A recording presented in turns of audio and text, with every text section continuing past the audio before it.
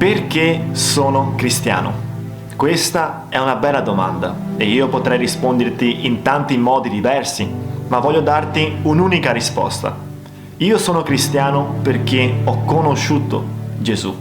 Diversamente da ciò che le persone pensano, se qualcuno nasce in una famiglia cristiana, ciò non significa che questa persona sia cristiana. Essere cristiani significa essere discepoli di Gesù.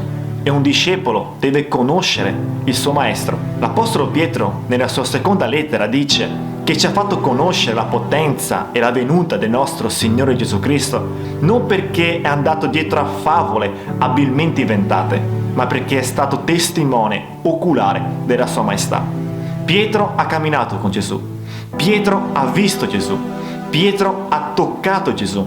Lo so che Gesù è vissuto 2000 anni fa, ma la nostra fede non si basa su un Gesù che è vissuto 2000 anni fa, perché come ben sappiamo, Egli è risorto e vive nei secoli dei secoli. Quindi il motivo per cui io sono cristiano è perché ho conosciuto personalmente Gesù.